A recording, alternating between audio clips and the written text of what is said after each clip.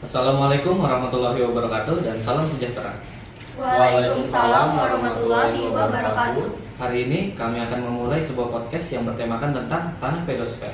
Sebelum kita masuk ke sesi podcast, mari kita memulai sesi perkenalan. Perkenalkan, nama saya Muhammad Ali Ibramuluk sebagai host di sini. Perkenalkan, nama saya Pandu Surya Perdana sebagai narasumber. Perkenalkan, nama saya Lindra Zeta sebagai narasumber kedua. Perkenalkan, nama saya Naila Ramadhani sebagai narasumber. Perkenalkan, saya Nova Aswakiki sebagai... Tanpa berlama-lama, mari kita langsung masuk ke topik utamanya. Jadi apa sih yang kalian ketahui tentang pedosfer ini? Oh, pedosfer itu merupakan lapisan tanah permukaan bumi yang mengandung air, udara, dan bahan-bahan mineral. Lapisan ini adalah bagian terluar dari gerak benua, atau nama lainnya itu litosfer. Bagus sekali ya. Untuk proses pembentukannya sendiri itu bagaimana? Proses pembentukan awal dari pelapukan batuan, baik dari pelapukan fisik maupun pelapukan kimia, prosesnya dimulai ketika bebatuan menjadi lunak atau berubah komposisinya. Saat batuan melapuk, beberapa bahan tanah mulai muncul perlahan sampai akhirnya bahan induk tersebut tidak berubah menjadi tanah. Berarti berdasarkan proses pembentukan tadi, tanah pedosfer ini berarti memiliki karakteristik yang berbeda dari tanah-tanah lainnya ya? Karakteristik khusus apa yang dimiliki tanah pedosfer? Jadi karakteristik khusus dari tanah pedosfer ini adalah batuan yang telah lapuk dan mengalami proses pembentukan lebih lanjut. Umumnya tanah ini dibentuk dari campuran bahan organik, mineral, atau anorganik. Wah, hebat sekali ya.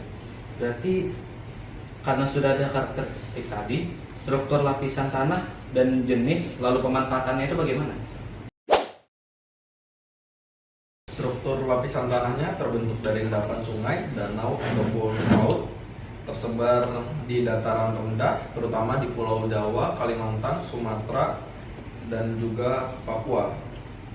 Cocok untuk pertanian, terutama padi, palawija, dan hortikultura. Pemanfaatannya, tanah ini sangat subur dengan kandungan hara yang kaya sehingga cocok untuk budidaya berbagai tanaman.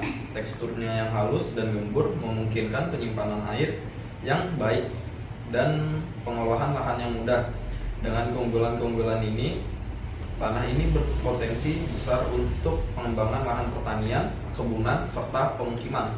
Setelah dikatakan oleh Pandu yaitu mengenai tanah aluvial, nah yang kedua itu ada jenis tanah latosol. Tanah latosol ini mempunyai ciri-ciri. Yang pertama, terbentuk dari pelapukan bebatuan beku. Yang kedua, tersebar di daerah beriklim tropis lembab. Dan yang berikutnya, cocok untuk perkebunan seperti karet, kelapa sawit, dan kopi. Manfaat dari tanah latosol ini yaitu cocok untuk pertanian di daerah pegunungan, dan juga bagus sebagai supplier unsur hara meski bertipe kurang subur secara hama. Lalu selanjutnya ada tanah potsoli. Ciri dari tanah potsoli sendiri yaitu yang pertama, terbentuk dari pelapukan batuan sedimen. Kedua, tersebar di daerah beriklim tropis lembab seperti Kalimantan, Sumatera, dan Papua. Yang ketiga, cocok untuk hutan, namun dapat dimanfaatkan untuk pertanian setelah diberi pemupukan dan pengakuran. Manfaat dari tanah potsoli itu sendiri bagus untuk tanaman hidroponik, untuk membudidayakan bunga, sebagai alternatif untuk mengatasi lahan sempit, dan juga sebagai pilihan untuk membangun sebuah lahan perumahan. Yang selanjutnya, ada tanah regosol. Tanah regosol ini terbentuk dari endapan vulkanik.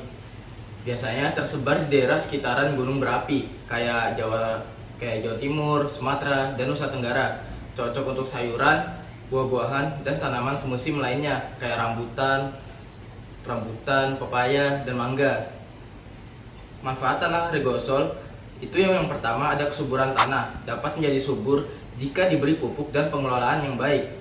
Yang kedua, penggunaan lahan, banyak dimanfaatkan untuk lahan pertanian, pemukiman, industri, dan infrastruktur. Dan yang terakhir, konservasi tanah, rentan terhadap erosi sehingga memerlukan tindakan konservasi seperti pembuatan teras dan penanaman tanaman yang tertutup. Nah yang berikutnya yaitu yang kelima, yaitu ada tanah organosol. yaitu ciri-cirinya yang berikut adalah terbentuk dari bahan organik yang terdekomposisi. Yang kedua, tersebar di daerah rawa-rawa dan dataran tinggi seperti Sumatera, Kalimantan, dan Papua. Yang ketiga, cocok untuk pertanian, terutama padi, palawija, dan tanaman hortikultura. Nah, ternyata lapisan tanah memiliki beberapa jenis. Salah satunya, yang pertama adalah horizon O. Horizon O adalah lapisan tanah yang bisa dikatakan sering terjamah manusia karena terletak paling atas dan ditumbuhi tanaman.